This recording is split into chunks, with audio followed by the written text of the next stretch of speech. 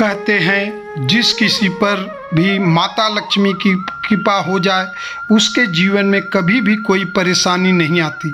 माता लक्ष्मी स्वास्थ्य, संतान, धन, वैभव तथा सौभाग्य प्रदान करने वाली देवी हैं।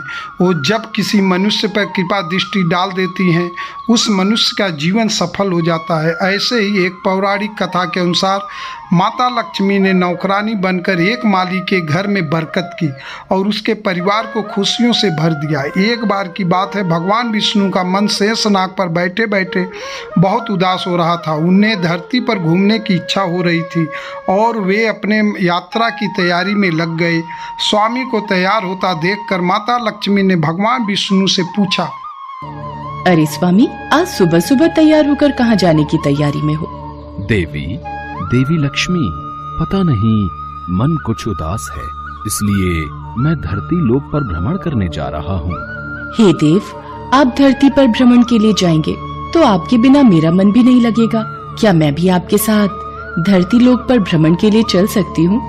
ठीक है देवी लक्ष्मी, पर उसके लिए तुम्हें मेरी एक शर्त माननी होगी।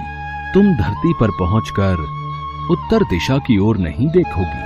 ठीक है स्वामी, मैं धरती पर पहुंचकर उत्तर दिशा में नहीं देखूंगी। मुझे आपकी शर्त मंजूर है। भगवान विष्णु के शर्त से माता लक्ष्मी सहमत हो गई और सुबह प्रातः माता लक्ष्मी और भगवान विष्णु धरती पे पहुंचे।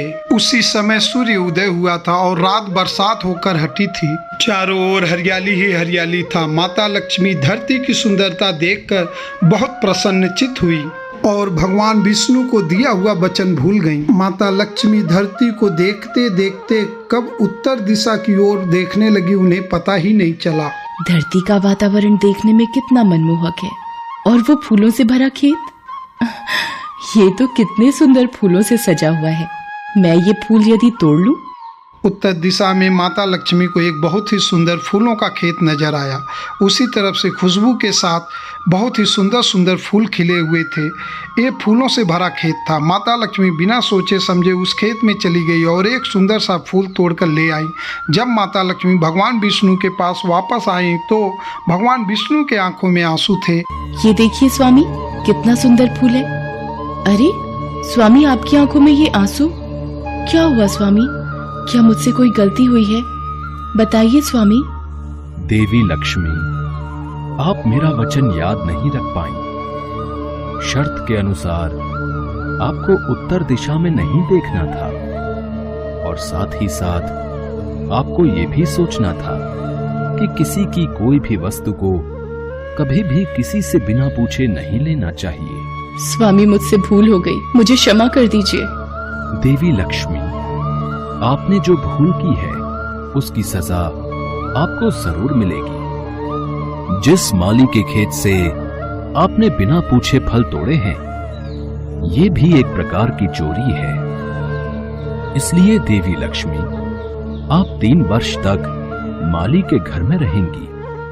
इसके बाद मैं स्वयं आपको वैकुंठ वापस बुलाऊंगा।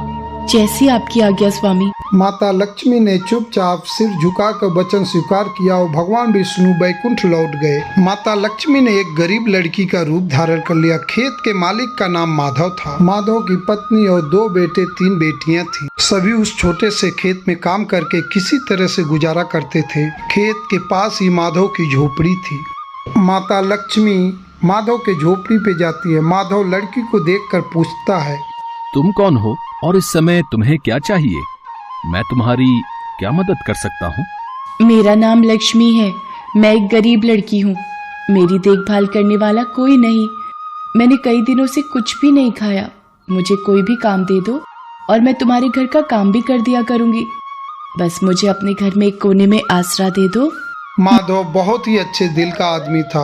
उसको लड़की के ऊपर दया आ गई। वो लड़की से बोला, देखो बिटिया, मैं तो बहुत ही गरीब माली हूँ। मेरी कमाई से मेरे घर का खर्च बड़ी मुश्किल से चलता है। लेकिन अगर मेरी 3 की जगह 4 बेटियां होती तो भी मैंने ही गुजारा करना था।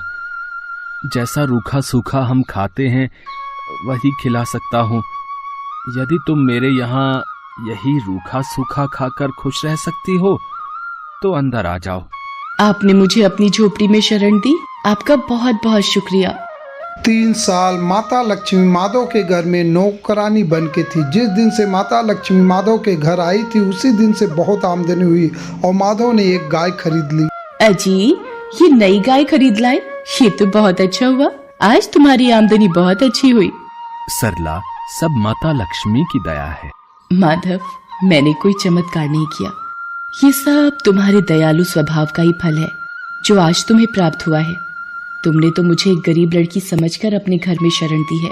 धीरे धीरे माधव की आमदनी बहुत अच्छी हो गई। उसने जमीन भी खरीद ली और एक पक्का घर भी बनवा लिया। सारे सुख समृद्धि, गहने और कपड़े अब माधव के परिवार के पास था।